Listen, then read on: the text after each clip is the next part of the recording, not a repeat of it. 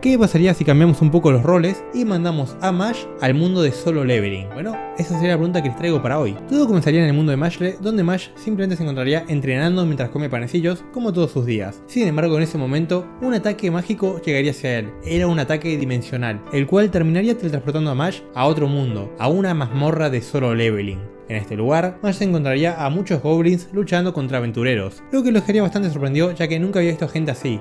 Además, en ese momento, un minotauro aparecería en el lugar, comenzando a arrasar con todos los aventureros. Simplemente la fuerza del jefe de la mazmorra era muy superior a lo que ellos habían esperado. Al ver cómo estaban siendo derrotados, Mash simplemente se levantaría del piso, se acercaría al monstruo y de un golpe en la cara lo mandaría a volar contra el suelo, haciendo que todos quedaran sorprendidos al ver cómo había derrotado a un minotauro de un solo golpe. Así, después de que el portal de salida se abriera, los aventureros se llevaron a Mash junto a ellos para presentárselo al gremio de aventureros, el lugar donde le hicieron una medición de poderes, que como ya sabemos, esta medición toma en cuenta el poder mágico de una persona. Por tanto, al hacerse la Mash, simplemente daba resultado 0 de poder, esta persona es un debilucho.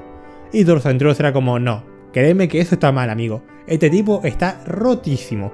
Es debido a esto que los miembros del gremio de aventureros terminarían hablando un poco con Mash y descubriendo la verdad de que él venía de otro mundo. Aunque eso sí, le dirían que, incluso si lo que él dice es verdad, aunque les cuesta creerlo, no podrían ayudarlo ya que no tienen ni idea del viaje entre dimensiones, ni siquiera entiende cómo funcionan las mazmorras. Y ahí Mash simplemente levantaría sus puños al aire y diría, eso no importa, si las dimensiones no me quieren dejar volver a mi hogar, en este caso simplemente las aplastaré con mis golpes. Y de esa forma es que Mash llegó a un trato con los aventureros. A partir de ahora, él se volvería un cazador de rango C.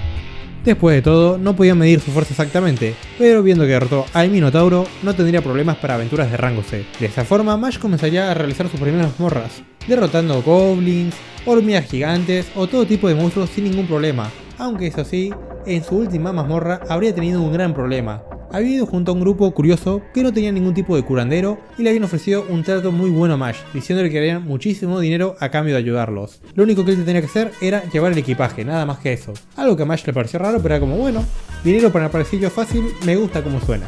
Lo que Mash jamás esperó es que mientras estaban en la mazmorra, habían alcanzado al boss gigante que era una araña de 30 metros de largo. Sin embargo, el problema de esa mazmorra nunca fue la araña, sino sus propios compañeros, los cuales por la espalda comenzaron a atacar a Mash con espadas y con bolas de fuego.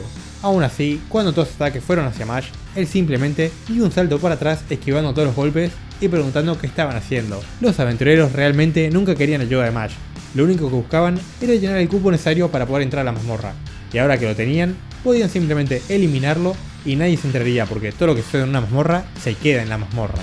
De esa forma comenzaría una batalla entre Mash y 7 aventureros de rango C. Los aventureros obviamente pensarían que están por encima de Mash, siendo 7 de su mismo rango, pero lo que jamás esperarían es que Mash comenzaría a desviar todos sus ataques, sus bolas de fuego e incluso romper sus armas de golpe simplemente. Era como, espera wey, que ni siquiera un aventurero de rango S puede literalmente desviar una bola de fuego de un golpe con la mano. Y ahí Mash simplemente le diría que estaba muy facilito esto, dándoles un golpe en la cara a cada uno que directamente los dejó enterrados bajo tierra. Y después de eso, se despertó la araña que estaba durmiendo hasta ahora. De esa forma, una batalla comenzó entre Mash y la araña, la cual no paraba de lanzarle su ácido a Mash, pero para Mash nuevamente esto no era ningún reto, tomando la pata a la araña y partiéndola de un solo golpe, para luego de eso, terminar acabando con la araña a base de puñetazos en la cara. El problema fueron sus compañeros, los cuales al estar enterrados bajo tierra, quedaron completamente inconscientes cuando salió la mazmorra, quedando atrapados en el lugar para siempre. Así al salir de la mazmorra, el gremio de aventureros le preguntaría a Mash qué fue lo que sucedió con sus compañeros, y él todo nervioso sin poder hablar diría algo como no sé, la verdad que me perdí, no ni idea la verdad. Y como nadie podía chequear nada en contra de eso, fue como, está bien. Ahora después de esa aventura, ya pasamos a la parte más interesante del asunto. Mash llegó por fin a una aventura de rango B, una aventura mucho más peligrosa e interesante.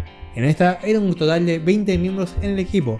En un inicio igualmente sería una mazmorra simple, enfrentarían goblins, arañas, monstruos de todo tipo e incluso minotauros como la primera vez, y hasta ahí no habría ningún tipo de problema, hasta que de repente uno de los miembros del equipo encontraría una segunda puerta, era la puerta a una segunda mazmorra, algo bastante inusual de encontrar, pero si estaba en una mazmorra de rango B, debería ser también una mazmorra de rango B, así todo el grupo decidiría entrar junto a Mash. Lo que no esperaban es que al llegar al lugar, esto era una especie de templo, un lugar gigantesco lleno de estatuas y un altar gigantesco en el medio.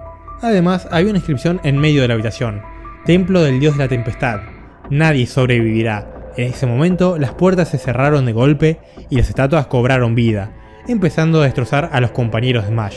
Algunos intentaron luchar, otros intentaron escapar, pero simplemente nadie podía sobrevivir a ese ataque. Así, cuando uno de los monstruos estaba a punto de atacar a la curandera del grupo, Smash detendría el ataque con solamente su mano, sosteniendo la espada gigantesca y partiéndolo como si nada.